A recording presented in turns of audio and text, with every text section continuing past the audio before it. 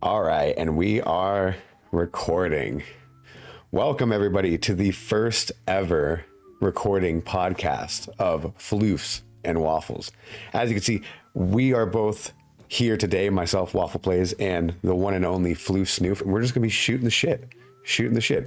Our scheduling so far as we've come to manage it, is every Tuesday and I thought it was Sunday, right? I don't know why I fucking put Friday. I put Friday on the ending. So disregard that, right? We're still working out the kinks here. But introduce yourself, Floof, because I've already done a lot of talking so far here. I'm Floof the Fox. I stream on Twitch, but Waffle reached out to me and said, "Hey, I've been wanting to do a podcast." So I said, "That's fucking awesome." So that's it. I If I suck at introductions, but yeah, that's who I am. No, I do a lot of different content stuff, not so much recently, but I'm hoping this changes that. So Right. it's not been like months and months since I've been a part of anything. Straight up. And this is actually kind of a new adventure for both of us, because we're both we're not super familiar with the podcast scene, but I've kind of had the idea that we wanted to do this. Like at least we've talked about it a couple times in the past over the last couple months. And I will personally be updating this and uploading this on my YouTube, as well as taking clips and putting it on Twitter to kind of get people to come in. But we will be going live every Sunday with it on Twitch. What I was going to ask you, Floof, and I'm glad that I kind of waited till we did this podcast, because this podcast is just us generally talking, right? Like that's kind of the whole theme of it. It's just us shooting the shit. What did you want to like start another Twitch account, right, just for the podcast, or did we want to do it where it's like 1 week we are on yours, 1 week we're on mine, whatever it might be? Because I was kind of thinking about that. I want to kind of wait it out until we have a little bit more people. Yeah. Actually, like, who tune in, who are like, I'm here only for Floofs and Waffles. And then that's when I'm like, all right, we should probably make a Twitch. Okay, cool. But so because currently I know I'm going to be uploading it on my YouTube. I'm not too sure if you had the same idea for yours, because I know that you have. No, it's all good. Just whatever's easiest. So just upload it to yours, and like I said, if the ball rolls, like a bullet train, then that's when I think we can start branching out and doing that kind of. There you go. That sounds good to me. I already had a camera malfunction. Fuck in A. Anyways, y'all, today we're just going to be kind of talking about a couple different things, as you can see, working shit out with the podcast and seeing where we kind of want to go with it. But I have a couple of main topics I wanted to talk about, and ranging from gaming to cinema and so on and so forth. And the first big one, which I don't know if you have a huge amount of interest in, but it seems like a lot of people do, including myself, would be one Elden Ring. So recently they released a 15-minute gameplay video recently, in which they showed kind of the beginning area, one of the castles that are now like kind of the dungeon areas now, and as well as two bosses. You have kind of like the first, like, I call them gatekeeper bosses, right? Like most Dark Souls games have like a gatekeeper boss. In Dark Souls 3, we had that one dude who had like a sword in his chest. You had to use the sword to like unlock the door behind you or behind him, and then get to the actual main bonfire area. And then in like something like Bloodborne, you have the cleric beast, right? Before you go on to Father Gascoigne, who is actually the true first boss, not optional. So my question for you is, Floof, is have you seen this trailer video yet for Elden Ring? I have not seen or heard much of anything about Elden Ring. I'm sorry. Really? No, dude, this is fantastic, because actually either way, in my mind, I don't play a lot of like Dark Souls or even Skyrim or anything that like Elden Ring would probably be like associated with. So it's like, yeah, it's completely new to me. But that's cool to me. You played Breath of the Wild and stuff like that, though, right? Like something a little bit more edible or hands-on. Have not touched Breath of the Wild. What? Okay, so the shocking revelations here on the first episode. Floof, we got to get you to play Breath of the Wild at some point. It's fantastic. Not like I don't have access to it. I just it just never interested me. It's like a time. It's like one of those kind of like really like overwhelming time sinks in a lot of ways, right? Like Or is it just one of those things where you're not? I think it was maybe like I just never picked it up because, okay, here's another thing. My Switch had horrible memory crisis. Like, I only had room for like Smash Brothers. That's about it. Because I never bought an SD. That changed recently, so I've actually downloaded a couple new games. That makes sense. That makes sense. Actually, like, try and play it because, yeah, I know someone who has it. I should just ask if I can borrow it. Yeah, I would highly suggest playing it. But I gotta get my gamer card remote. Yeah. Well, okay, but that also will lead on to a perfect secondary topic, but which we'll get to here in a bit. But as far as Elden Ring goes, I feel like for the people who haven't actually been involved in the Souls genre and haven't taken the time to check out Dark Souls games or maybe a Bloodborne like or whatever it might be, because there are so many of them now, right? Like, be it a side scroller 2D indie game like Salt and Sanctuary, Vigor, right? Yeah, The Longest Night, or like something more popular like Hollow Knight. Blue Flame. Blue Flame. Yeah, exactly. Yeah, exactly. Oh my God, man, fuck that game. Jesus, fuck. I tore that game a fresh new ass over on the channel, and jeez, fucking. For those who are very confused, Waffle played this on his Twitch. Yes, and it was god awful. So I like reminding him and. Yeah, dude, it was every once in a while. It was bad. It was like genuinely fucking bad. I love that the dev was like so cool about you just ripping on him too. Dude, well, it's okay. So he was cool about it to an extent, but he wasn't there during the stream. Like he didn't show up to the stream to come check it out, which is fine. I mean, I don't expect people who are indie developers to do so, but at the same breath, maybe you should have, because like he could have gotten some feedback in real time. And then when I did bring it up to him later, like, hey man, your game it has a lot of issues. He was reciprocative. He received my feedback well. He received it more as constructive criticism rather than me just being an asshole, which was kind of nice. And I have yet gone back to play it, but in comparison to other games like Terrain, Alien Scumbags, and a couple other things like that, like those games are like much better, and the developers are actually a little bit more hands-on from what it seems, rather than kind of feeling like it was just cranking stuff out, right? Like, that's kind of what it felt like at one point. It's like Blue Flame was just, yeah, dude. Oh my God. I'm actually really glad that we're doing this podcast too, because you are one of the people who I've talked to since way early on in my streaming career, and vice versa, except for you've been streaming for a lot longer than me, but are currently taking your break and hiatus or whatever you might be doing. Yeah. Yeah, that is facts. That's facts. I have been streaming for longer than you, but somehow still the same kind of numbers and retention. So hey, which one of us is actually successful? Hey, but okay, so like, as far as like a numbers boost go with the last year, yes, I have had like a lot of success over on Waffle Plays Twitch.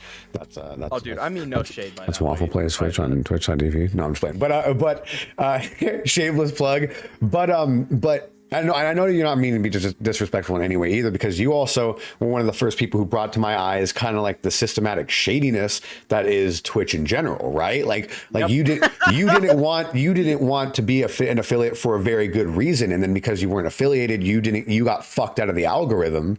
Right, and so on and so forth, and it's just Twitch one bullied me into one thing after the fucking next program. Yeah. That's exactly right. So we can talk about that later. Yeah, exactly. And when it comes to Twitch too, and like that's another reason why I'm really glad that we're doing this podcasting shindig, is because I want to start getting back like into YouTube a little bit more, and not just for like discoverability, but because I'm finding that YouTube is a lot friendlier to its content creators than Twitch is on so many different levels. A lot, by the way. Which is literally saying a lot. Yeah, I know you fucking got it dead on. So it's one of those things that's not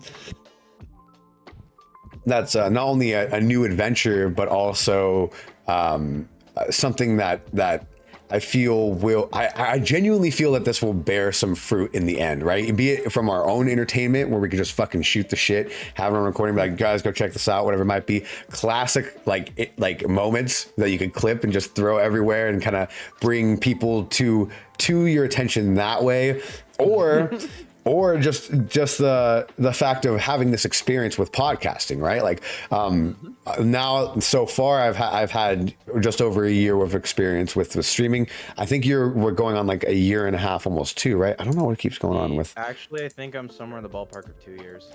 See, so then that's exactly right. So our experiences are a little different as far as time goes, and I think we have enough content or and ideas and experiences between the two of us that it'll work out. That's exactly right. And the fact that like if somebody comes in and watches the podcast, they're gonna be thinking, oh, it's gonna be 2 dudes kind of shooting the breeze. They're not gonna expect to show up and see me and this amazing animated fox sitting next to me in the next panel. You know what I'm saying? Like that is huge for me, because I like to know that the ideas that we are sharing are within a traditional kind of formula, but also something significant, right? Like that's kind of the whole point is to be able to stand out above the rest in some way. You don't have to raise your whole body and head through the fucking sky, but like maybe like a index finger, right? Like, hey, we're right here. And I feel like that's a huge kind of appeal as far as entertainment goes. And not only that, but like me and you have very, very kind of a very common and linear way of thinking, but also have different experiences, and also obviously because we're 2 different people, 2 different ways of thinking at different points. Like for instance, yeah, exactly. For instance, right off the bat, I'm over here mentioning Elden Ring, and you're like, yeah, by the way, I actually haven't played that yet. I haven't played many Souls, but that's great. That's great, you know, for me, because it kind of keeps the conversation a little bit more fresh, right? A little bit more on perspective. Well, and I mean, it's like we can keep it going back and forth, but yeah. Yeah. But yeah, so I guess what the next topic would be, and this is something I kind of want to do reoccurring, because these podcasts, at least the ones that we're going to record and throw on YouTube, I kind of want it to be around like an hour 15 at most, right? So the next topic I kind of wanted to talk about was indie games. Are there any indie games coming out that you might have an interest in? Are there any indie games that you've played that you're feeling like going back to, right? I have been just kind of in my own little foxy world. Yeah, I haven't really been touching on the indie. It's been a hot sec, let's just put it that way.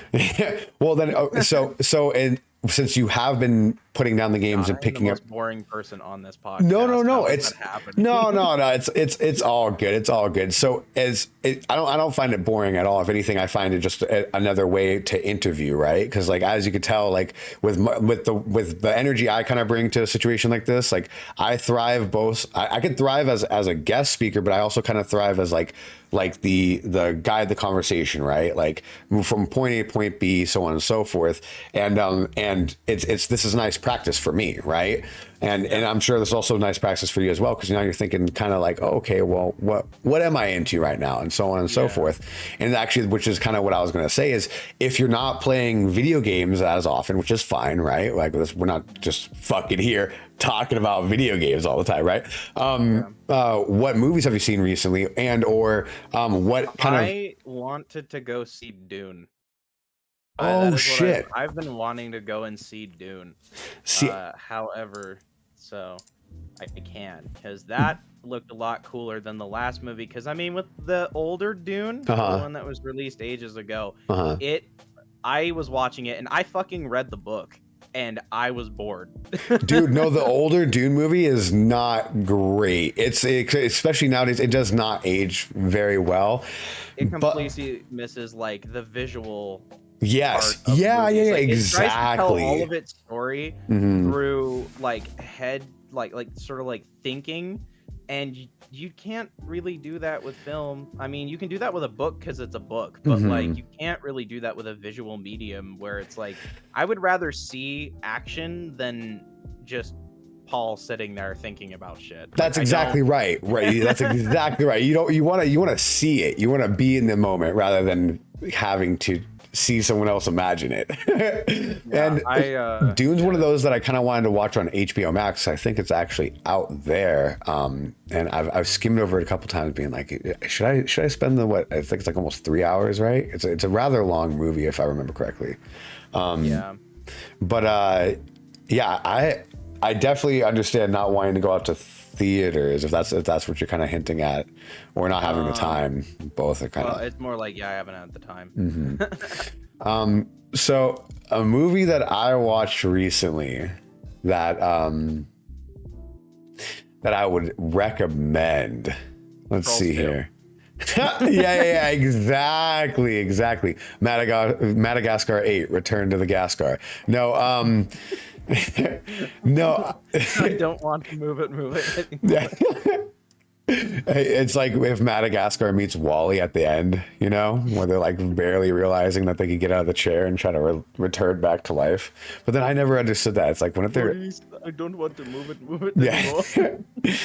But so honestly, I haven't watched many new movies. I wanted to go watch Shang-Chi, and I wanted to watch Venom: Let There Be Carnage, but unfortunately they were for theater only release. So I feel like the last main movie I saw that was new that I enjoyed was Cruella. And that came out earlier this year. Yeah, if you have not watched that movie, it's rather good. There are a couple parts that are. I have seen Cruella, actually. Oh, you have? Okay. Well, that's actually good because you know, something to talk about. But for me, I feel like I enjoyed it, but like I said, there was a couple parts that were a little Hollywood. Like, spoilers for anybody who has not seen it, which I mean, if you haven't, go check it out. It's on fucking Disney Plus. It's been there forever. But the ending part where she kind of gets shoved and then she just has like a fucking glider all hooked up or like a parachuter, that kind of didn't hit the right note for me, you know what I'm saying? But I think for me it was the fact that Cruella was, I mean, she's a Disney villain, for one, and in the original book of 101 Dalmatians, she's really not a good person. She's like fucked up. Like she's really fucked up. Yeah. And so I feel that that's the biggest criticism that a lot of people have said about Cruella, of the things that I've heard, is that it just felt like they were trying to like hero wash her. Like they were. Yeah, I could see that. I could see that for sure. And I mean, I'm not necessarily opposed to it, but that's not Cruella. Like, I mean, I honestly totally like fucking agree. Reimagining of it. They try to make her like an anti-hero, right? Like, she's still kind of snarky and this and that, but she doesn't really do much. That's villainous. While in, like, you know, the animated movie or the book, like you're saying, the book, she's fucking kill dogs for their fur. That's like, exactly right. Yeah, and if anything, they tried to humanize that and retell that story by being like, oh, her family, her mom was killed by some Dalmatians, so that excuses why. It's like, no, I that doesn't sit right with me. But in all, I thought that if anything, she would have a fear of all dogs, not just Dalmatians. Like, yeah, exactly. The whole thing. Also, the way that that whole situation turned out was like laughably comical. With the whistle, right? Like with the fucking. Oh my god, dude! Yeah, and on top of that, it was a little see-through too. Like when I first watched it, I was watching it with Thicker Daddy actually, and I was texting back and forth with her, and right as soon as the lady blew the whistle, like in the beginning, like you kind of hear the whistle go off, and then like the dogs go out and like, you know, attack the mom. I literally said, I texted her, I was like, I bet you the lady she was talking to just got those dogs to attack her. I don't know how, but I know that she fucking that is the case. And of course it was super predictable. That's exactly what went fucking down. And then but it was interesting the way they produced it, because I'm usually not a huge fan of like movies super involved in the fashion industry, right? Like, and of course there have been some people who are like, oh, well, I mean, there's some classics like Devil Wears Prada and all this stuff. It's like, I just never really got too much into them. I mean, yeah, it's all right, but yeah, exactly. But like I said, I mean, the bones of the movie a little shaky, but like, I mean, some parts of the cinematography were nice. I don't really mind that Cruella was like an anti-hero. It's just not who she is. Yeah, and exactly. I think that's the most distracting feature for me, and what kind of keeps it out of the like, yes, this is a faithful like adaptation to the 101 Dalmatians series. It just doesn't feel like it fits. It's very much its own thing. That's exactly right. Yeah, it feels like it's almost like a what if universe, right? Like, what if she didn't go fucking crazy and try to skin dogs to make a coat, and instead just took revenge on whatever this might be.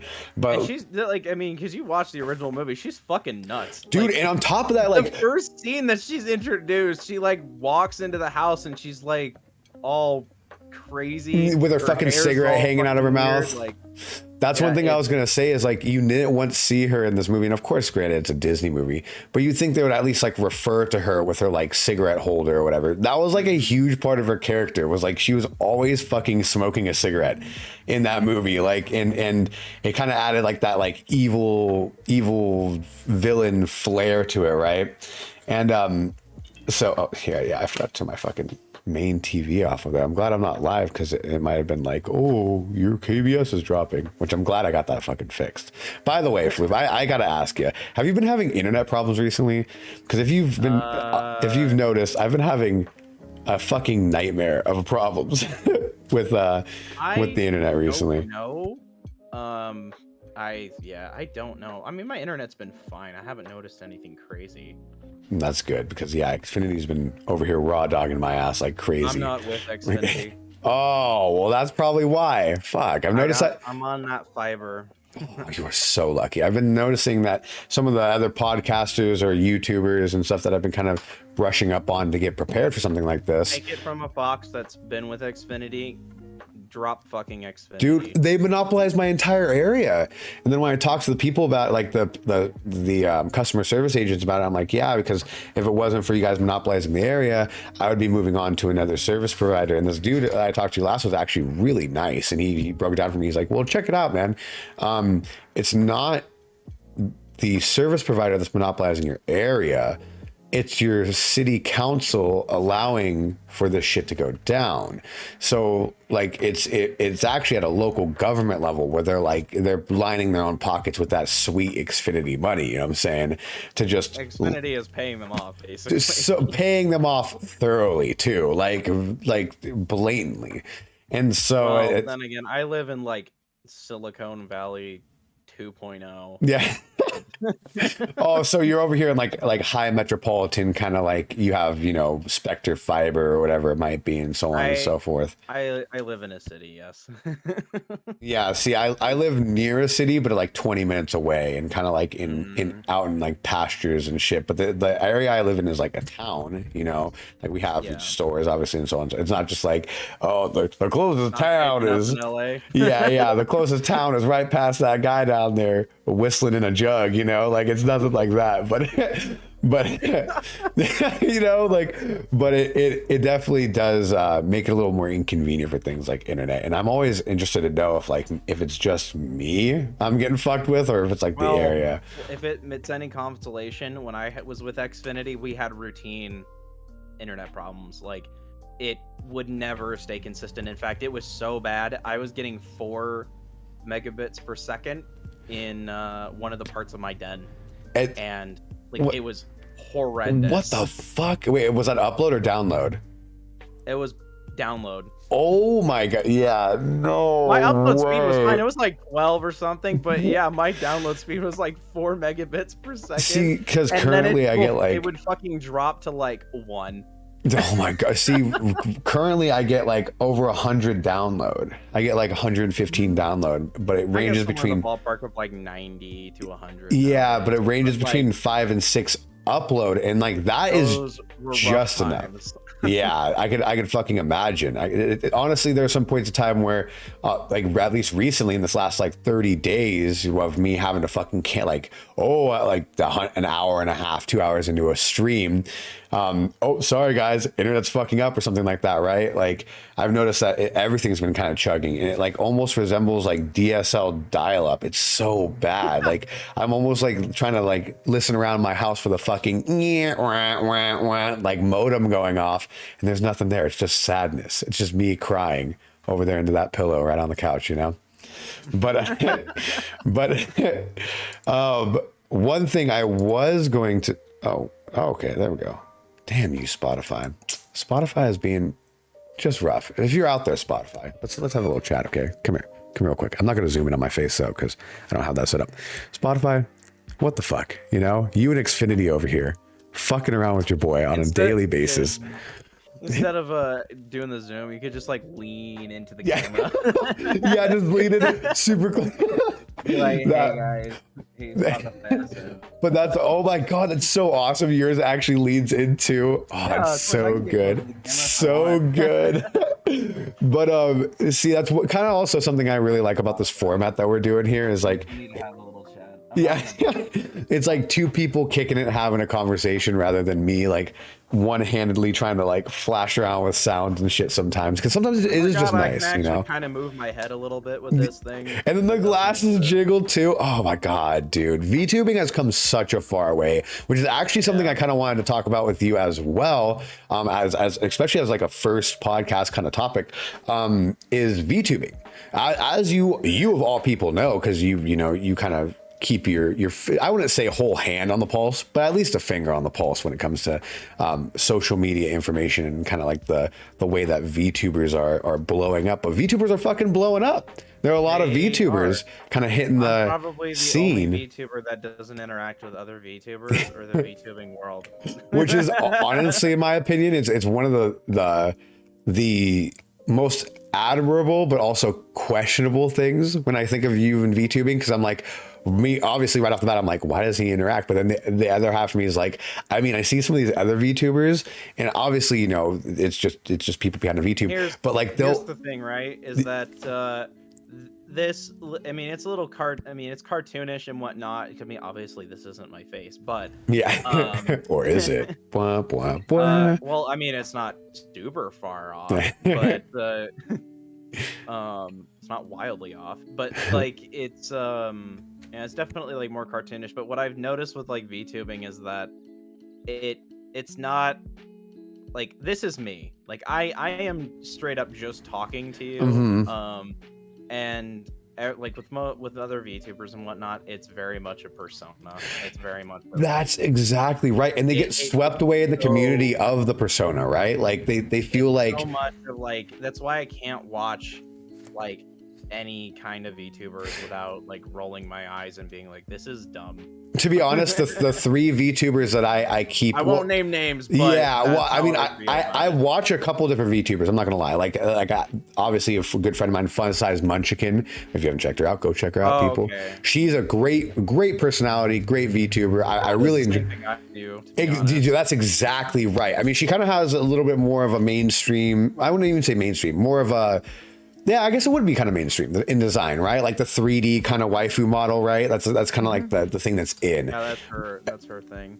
But then as far as other VTubers go, that I'm really interested in, it's like your VTube personality, because that's literally the first time I ever went on your channel. I'm like, this is fucking amazing. This is brilliant. You know what I'm saying?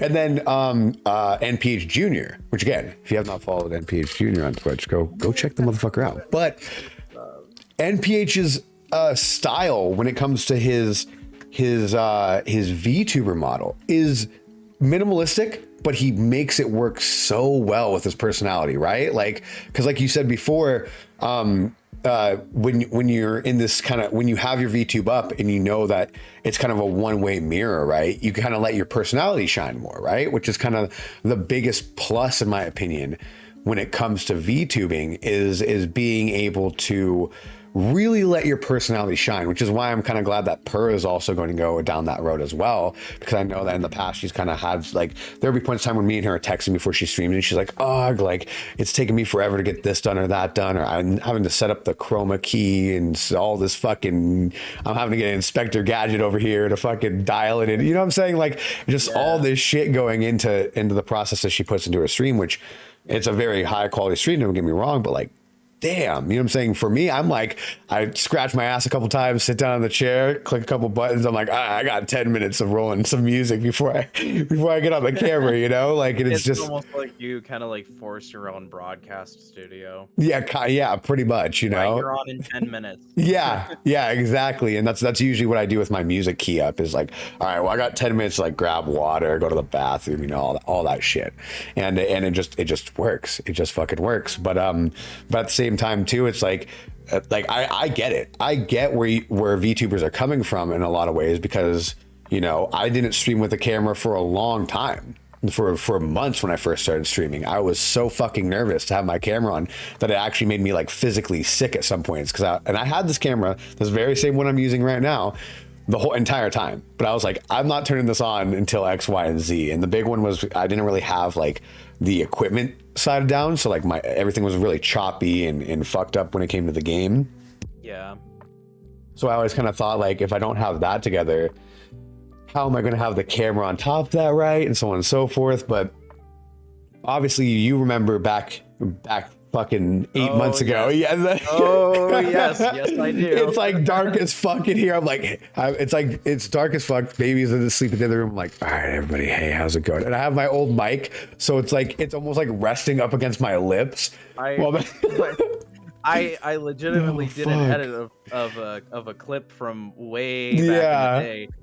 He's like, ooh, yeah, so good. And that was also back when I was playing things like Fortnite and stuff like that, which I kind of, I'm gonna roll back into playing a little bit of Fortnite here and there, because I've been kind of interested in playing it again. Like, I've been eyeballing it from afar, but I don't think I'm gonna be doing it as religiously as I used to. I used to play like 3 or 4 times a week on the stream. But yeah, as far as VTubing goes, I'm glad to see that. And this is very controversial too, because I see a lot of people out there who are just hating ass motherfuckers in the zeitgeist we call Twitch or content creation, who are sitting there being like, oh, the 2 people who are making it big nowadays are big tittied women who don't care about how they dress, and then VTubers. And it's like, that's not necessarily true in any way. I mean, look. I disagree with one of those. Yeah, well, okay, so obviously you have your, you know, you do have your controversial people like Amaranth, right? That's the big one. That's the humongous one, who's like, she's fucking riding a pickle with a horse head on in a bikini while like licking the inside of a microphone or some shit like that. And I wasn't gonna say anything.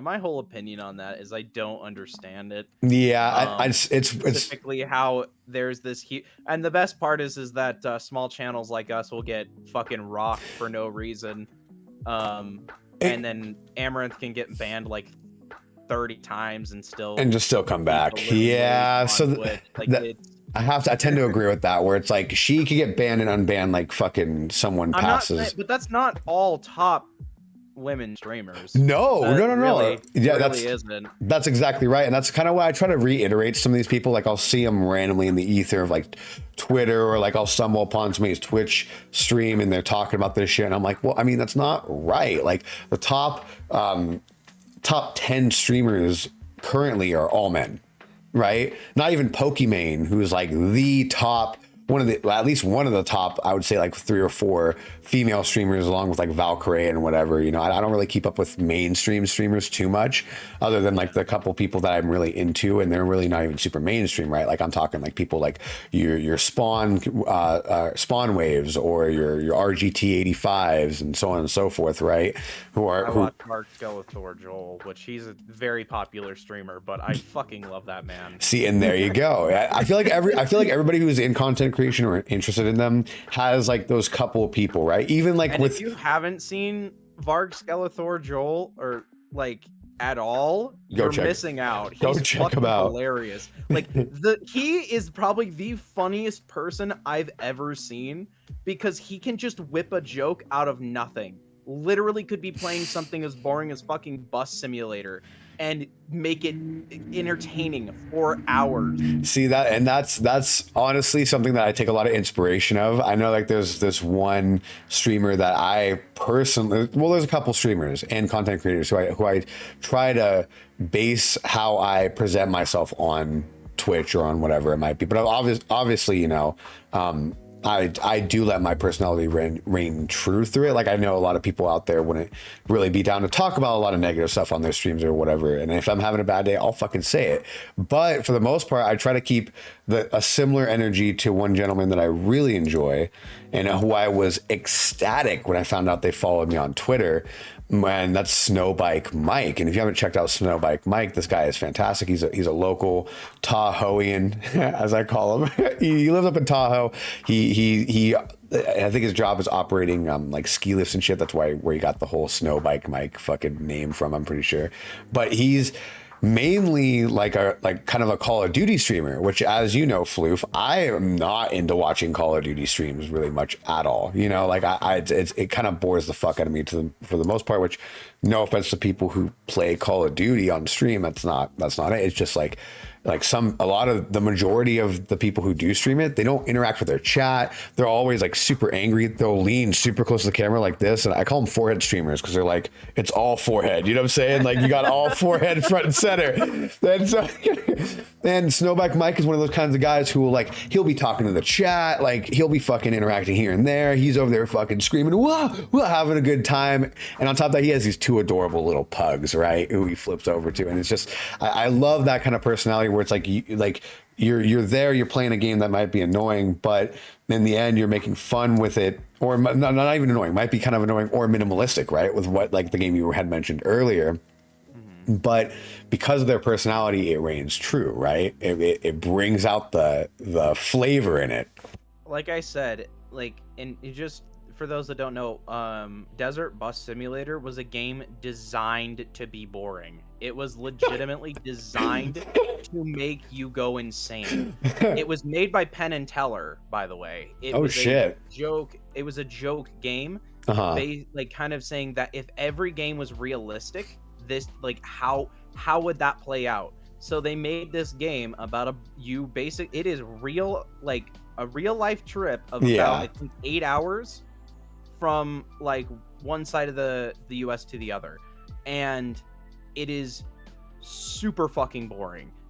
But I mean, if somebody's entertaining, then that it kind of circumvents that, and you can make games that were literally designed to bore you entertaining. That's exactly right. That's exactly right. Which is why I like those kinds of streamers. Me too. Me too. And it's, to be honest, I feel like nowadays, like when there was that huge streamer boom, right, about like midway through COVID, lasting up until about May of this year, June this year, when everything started opening back up. Came out of the woodwork. And yeah, exactly. I noticed that there were a lot of streamers who were bigger playing obscure games, while you had a lot of smaller streamers playing games that weren't so obscure. And of course, you have people who kind of attracted both of us into the same loops, like Judo Cruz or Indiana Crones, right? Who play I fucking love both of them. Those two are magnificent human beings, and I take a lot of inspiration in the way they not only present their channel, but the poise they go across when playing things like indie games consistently, right? Like, I used to play indie games quite a bit. Is probably one of the nicest streamers I've ever met. I love Judo because somebody could insult Judo in his own chat, and somehow he'd spin it into a compliment. And that has happened too, like a couple times. Yeah, no, it's crazy. He's just built different. Like, yep. Anyway, much love for Judo Cruz. No, yeah, by all means. He doesn't stream a lot anymore, but he is still active on YouTube. Yes, which I implore you all to check his ass out. A cameo on. Oh, there you go. Hell yeah. I can't say much. But, yes. But yeah, no, Judo Cruz and Indiana Crones, except for Indiana recently. And I mean, like, this is nothing against his streaming anything, but the guy has been busy, right? He has a bunch of shit going on.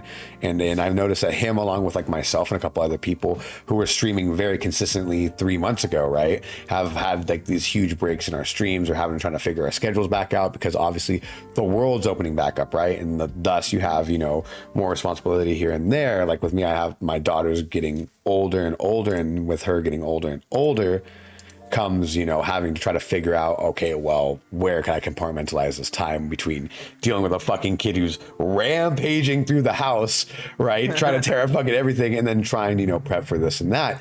But I'm kind of finding a stride. I'm finding a groove in between, and one of the coolest things that you can do in life is figure out how to juggle. Yeah, how to do what you want to do while doing what you need to do, right? Like, for sure.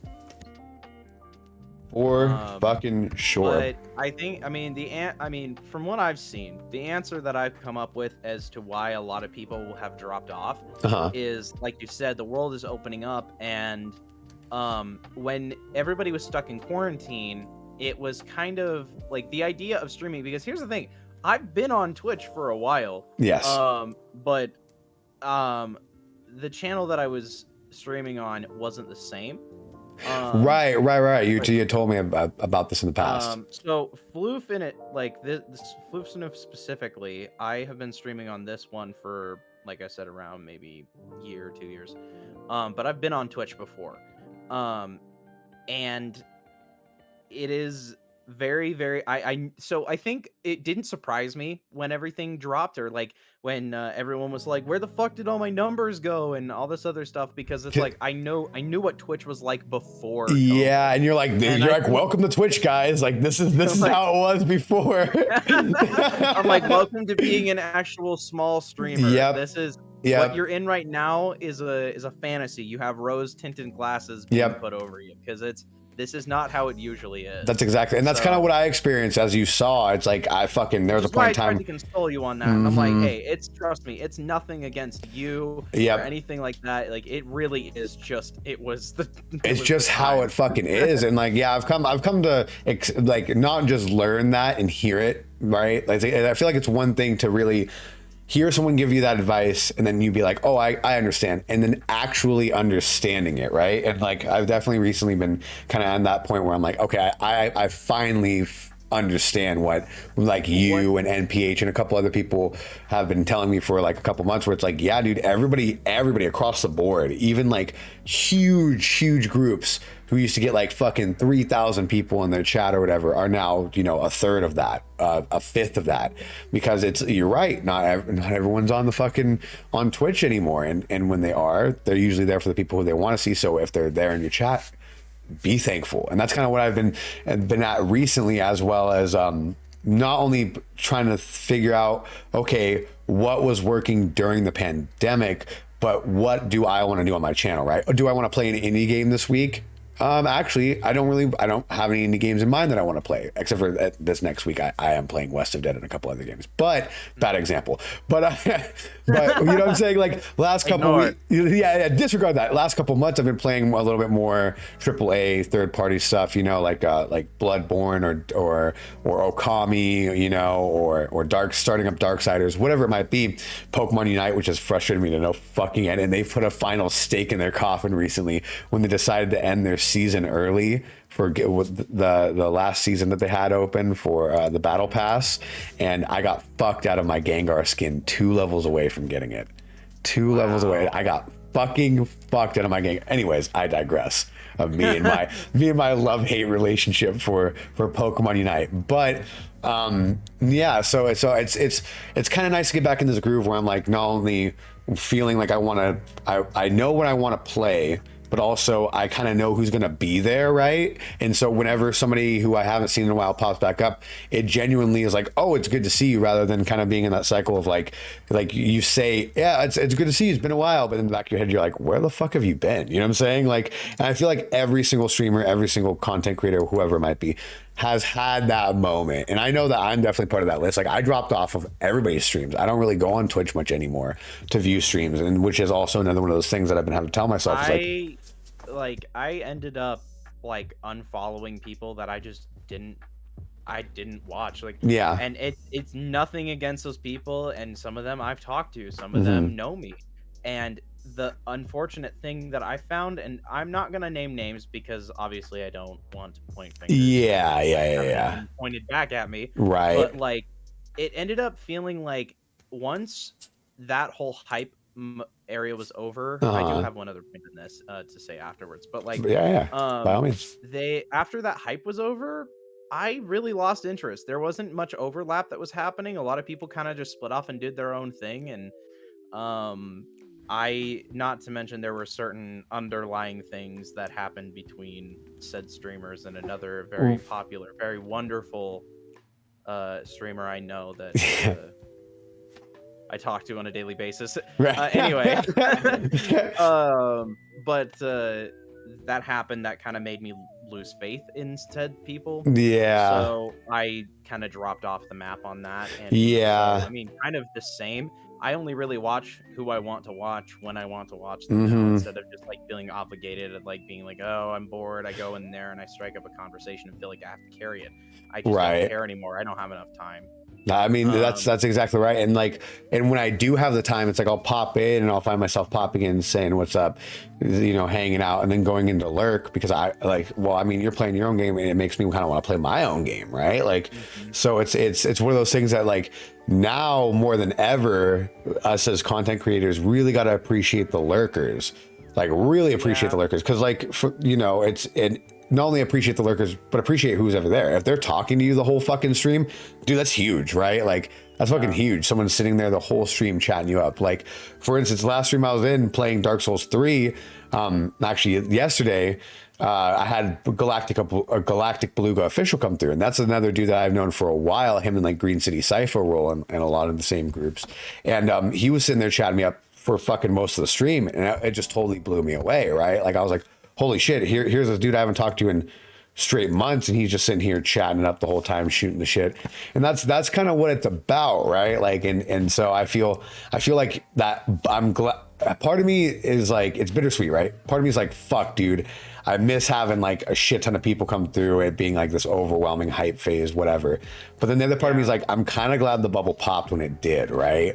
Rather than inflating, and then poof. And this is what I wanted to bring up as well, is that when you're a small streamer and you have something like that happen, right, where you just get this like a bunch of people, bunch of popularity or whatever, and then you like it, the like you said, the bubble finally pops and you are left with like a fraction of what you had, you get bitter and resentful. And I legitimately saw this happen to you in real time. Oh yeah. So, kind of just like explaining this from the outset is that once you finally have it pop, you finally come to terms with the fact that, okay, this is actual normal. And that this isn't just, you know, it's not a gold rush anymore. Yeah. That's kind of what I described COVID was, is that it was almost like a streaming gold rush. Like, it really there was. were so many people that wanted a piece of the pie and to get famous and like make shit tons of money playing video games and whatnot. And that enticed a lot of people. There was a lot of people that came, and then when it didn't pan out, everyone left.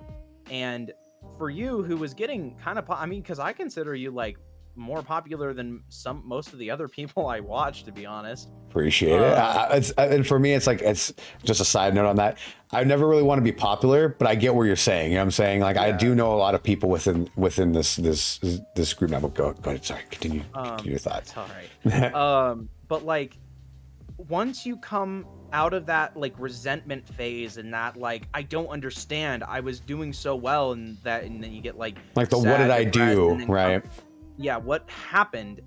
You finally start to like it again. Yes, for reals, and that's exactly right. Appreciation for it, because I took a break because honestly, I wasn't enjoying it anymore. I wasn't even seeing any success, so it's just like, for me, who's been on it long enough, and I was just like, you know, I mean, I guess that's Twitch. I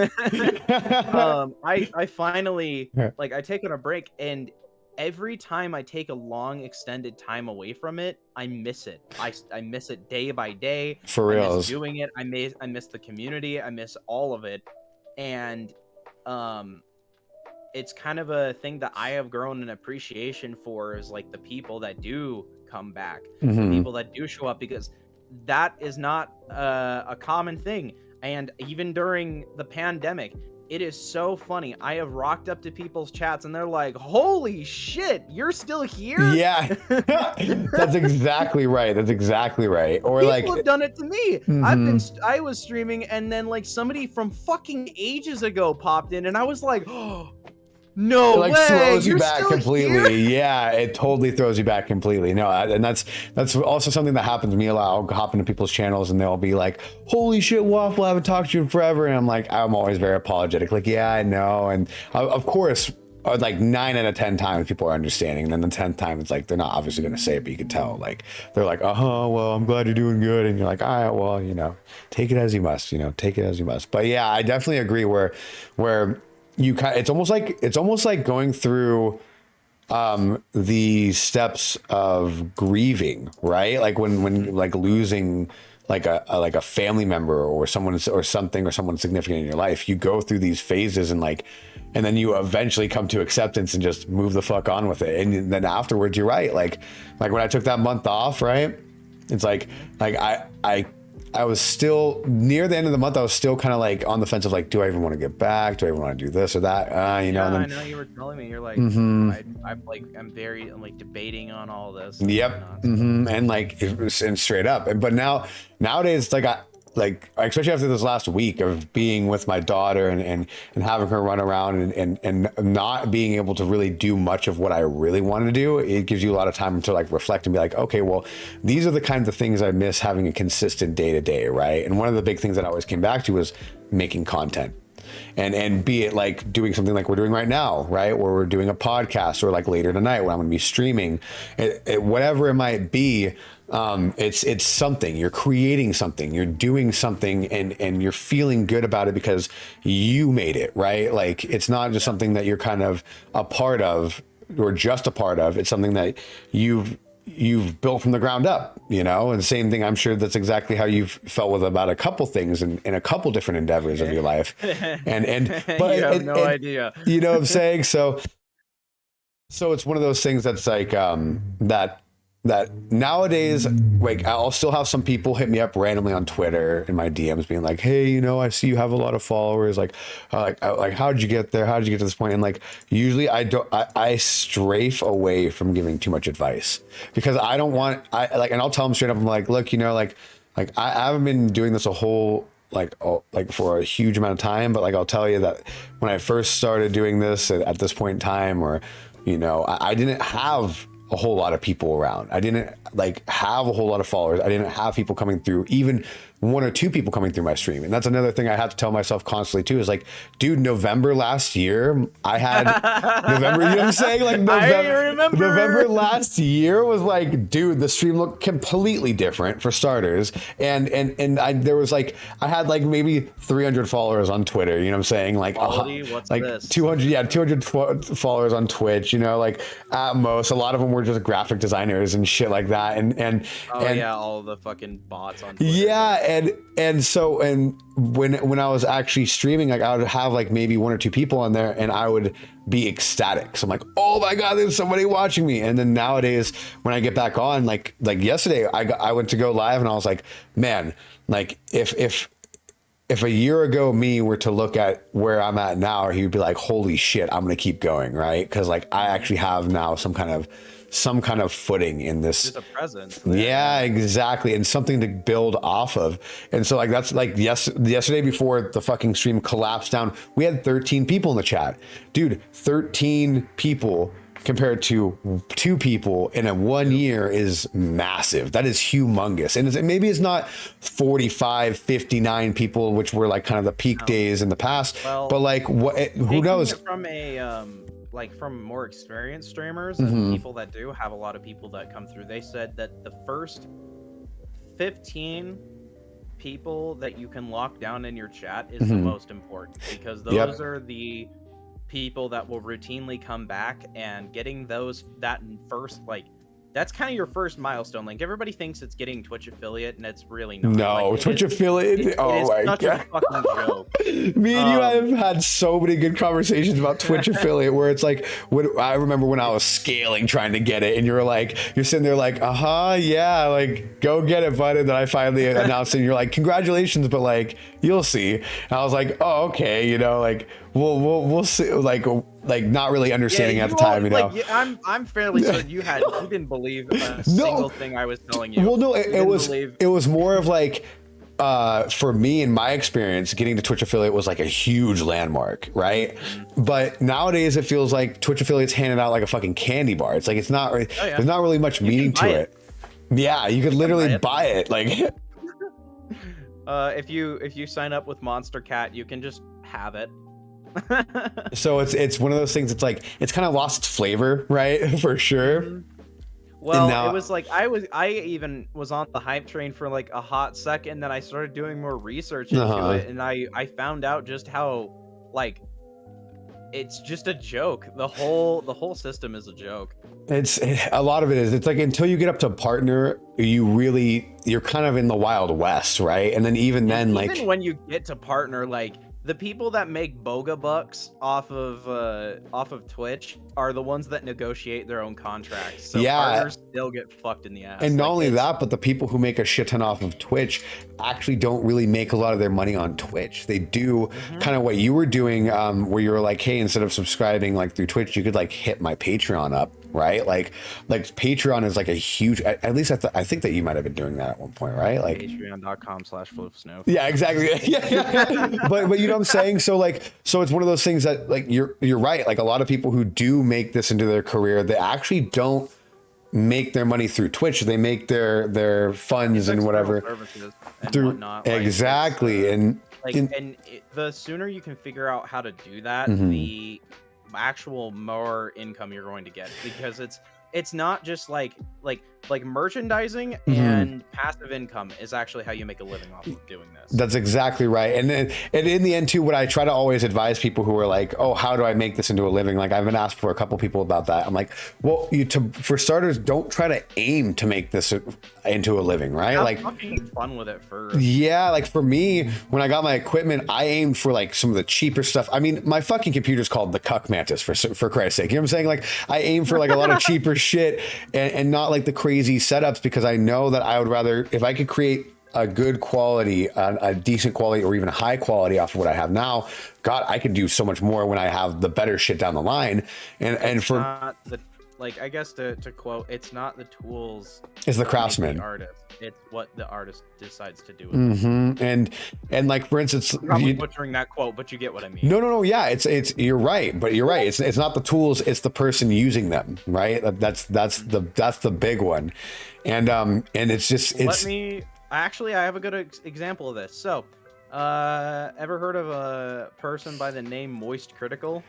No, but that's an amazing name. So Charlie, so Moist Critical started on the crappiest fucking setup you have ever seen. Like his streams were so like low budget. Right. It's insane. And the man is immensely popular because of how far he takes it, where he goes with it, and how funny he is on his own and whatnot. And so like, yeah, he blew up more on YouTube than he did, but like even still, like his setup isn't like, you know, he's got like 1,000 fucking neon lights in the background, total gamer stuff or whatever. He makes jokes about it, like he fucking talks about like anyway, if you haven't checked out Moist Critical, please do so. He's fucking hilarious. And that's, you're right though. It's like, if anything, when I was told to make a background for my, like, oh, might want to put something in the background, you just have like a plain white wall. Actually, I think it was like you and a couple other people who came to me and tell that. I know it was like you and I think House of Clutch who were like, dude, you have like a lot of room on your wall. Like, have you ever thought of like hang up a poster or something? Or because I used to just have this light behind me, which I still, you know, I'll throw on when I can, but that's not when there wasn't even when I just had the lamp in the back and it was just like me super close to the TV. You were in the basement. Yeah, it looks like you should be calling the police to my house to make sure I'm okay. But like now I have like my pins and shit. It's more of a like a cozy backdrop, right? Like feels lived in. Yeah, it doesn't have the same feel as like somebody who has like all the fucking nano leaf and all that shit going on, you know, where it's like it might be visually appealing. You might have like that like, you know, the color spectrum dragging people's attention in here and there or wanting to keep them around. But in the end, it's like you're kind of falling into like a generic pattern because then everyone wants to do that, right? Like everyone wants the neon lights and the fucking underglow and shit. And it's granted, it looks clean, but it's also nice. I've only ever wanted that stuff for my living situation, right? Just to have, right? Yeah. But like in the den, I don't care about it streaming wise. That's exactly right. But like if I did, right, and you all got to see this beautiful foxy mug of mine. Yeah. I wouldn't care about that because it doesn't really matter. That's exactly right. Most streamers, most of the bigger ones, end up just fucking keying it out, or you don't even get to see it. Any of it. Like that's real shit. Like it's true. It's true. The and only like time I ever see that happen is when it's like, I don't know, maybe like a DJ. I've seen DJs a lot of the time. Because, I mean, that's kind of the aesthetic. That's the style. Exactly. Like, for certain people that are like not super big but not really small either, that's the trope that they fit into. Yeah, no, I agree for sure. And like you said, like if I had the chance to neon outfit anything in my house, it's gonna be my fucking living room. You know what I'm saying? Like I want to make my living room look like dope and actually the pad. You know? Yeah, it's not just going to be this one corner because like I don't know if anybody's actually taken the digital tour, so to say, which maybe I'll put up online sometime. But like all of this around me is like it's a corner, right? It's like it's literally the corner of my living room where I have it kind of sectioned off to look like it to feel like an office, and like you know I have my desk and shit right here. It kind of wraps around like I've that. I've actually seen it. Yeah. So it's a nook. Well, I noticed that some streamers they'll like devote their whole bedroom or something to it, and that's the very stereotypical way to do it, in my opinion, where it's like you have it lined up with your bed and you know it's like it's very generic, right? Where it's like, okay, well I'm looking at your bedroom and I know it's not this fucking clean. I know it's not this fucking clean all the time when you're not streaming. You know what I'm saying? Like your ass is running through there throwing clothes out of the fucking screen and shit to make sure people aren't being like, oh well I can see your fucking chonies over there or like whatever it might be, right? And I mean like it's one of those things that personally yeah. There's a cum sock on that doorknob, Chief. You might want to get rid of that. It looks really crusty, like really crusty. But and see, that's one of those things that I wouldn't want to do because it's like I like when I get out of bed, I don't fucking make the bed. I just leave a tornado, and it's like I'll come back later on and I'll throw the blanket over, you know, whatever. No, I don't tuck it in. I'm not fucking all into that, but I at least like make it decent. So when I get back into bed later, it's nice and cozy. But I don't like fuck, dude. I don't want to have to prep my whole bedroom just to fucking go live. I'd rather just kick it right here. Crack a beer or whatever, you know, plug a couple things in. Like a green screen and there it is. That's exactly right. That's exactly fucking right. On screen, and I honestly applaud a lot of those people who just like fuck it, green screen, because the only thing that you want to see is like the face or like the person. You don't really want to see where they're living or what. It's about this section of the person, like flex. Like anytime that somebody puts a lot of stock into like really crazy neon lights and the whole setup and all this other stuff, that's like it looks so unneeded and non-functional. It's literally just for looks. They're just trying to like appear like wealthy and together. It's true. I mean, like it's so vanity. And in the end, you're like, for me, when I see that stuff nowadays. When I see that stuff nowadays, I'm just thinking to myself, like, these people must be in some debt. You know what I'm saying? Like, they've gotta be in some fucking debt. Cause like, I know that shit is not cheap. I've done the research. I've wanted to get it, right? Like I was thinking about putting neon or like LED stripping around here so that during the nighttime streams, I could turn it on and it would have like a glow. And I was like, you know what, fuck that. I just need like a good I need a better bulb for my lamp right here. Cause I can just aim it at the corner and it kind of adds this like nice little corner effect afterglow, which is like, that's all you really need, right? Just a little bit of color for the background. That's it. I kind of thought if I was like rich, if I was a rich fox, but like I would, I probably wouldn't even live very rich, if that makes any sense. No, like, yeah, for sure. I thought about like having like small den and just having the comfortability of knowing that I have sustainable like monetary I guess but I guess that depends on like how you grow up and whatnot. Yeah, but, well, no, I agree. No, I agree because like I've always thought to myself like, dude, if I ever were to make it big, no one would know I was rich because of the way I dress, because of the way I act, because like what I drive. Like I would, dude, like, I would be dressing in the same fucking clothes, like baggy ass clothes here and there, like a t-shirt. Yeah, like, exactly. Oh yeah, I'm rolling in like millions of dollars. I just dress like a fucking hobo. I just cruise around because I want to, because I can, right? Like, and especially in my. That's what I love. Is that a lot of rich people will go out and they're very fancy and like they look like they're out of Final Fantasy, dude. They look like they're just like. And then I'm like, dude, if that was me, I'd just be out in like nothing. Yeah, literally just cruise around like basic ass shit. If you want to walk around in your fucking pajamas, like just do it. That's exactly right. That's exactly right. And on top of that, it's like, honestly, I feel like those people who roll around with like fucking diamonds all over them and shit, and they're wearing Gucci, Prada, whatever the fuck it might be, whatever these people are wearing out nowadays who are super rich. It's like, they just, to me, I just see a giant target, like just fixated right on their ass. You know what I'm saying? Because it's like, dude, if somebody, now people know who to run up on and rob if they're desperate as fuck, right? Like it's if I'm rich and for starters, I wouldn't keep any cash on me. It'd be all fucking, you know, in a bank somewhere or under my mattress, you know, like straight up Ron Swanson status, burying gold in the fucking backyard, you know. But in the end, it's like no one would know. No one would know. Like that's why I used to tell a lot of my friends who were like, oh, this person's saying this about you or this person's saying that about you. It's like, as far as you know, I am fucking poor. I am fucking single and I am doing awful. You just tell them that. Let them be satisfied with that. Because in the end, I don't really give a fuck about what your opinion is. And I'm not here to serve your opinion. You know what I'm saying? Like, I'm not here to update you on my life. So as far as you know, it's like you can make your own assumptions up and just roll with it. And then as soon as you see me later down the line, you're like, oh yeah, wait a second. That's the guy I thought was like doing crack. Like seriously, I was accused at one point of doing like fucking strange drugs, and I was like, I'd never even been in the general vicinity of this shit. You know what I'm saying? Let alone having it. Projecting a little bit here. That's exactly right. That's exactly right.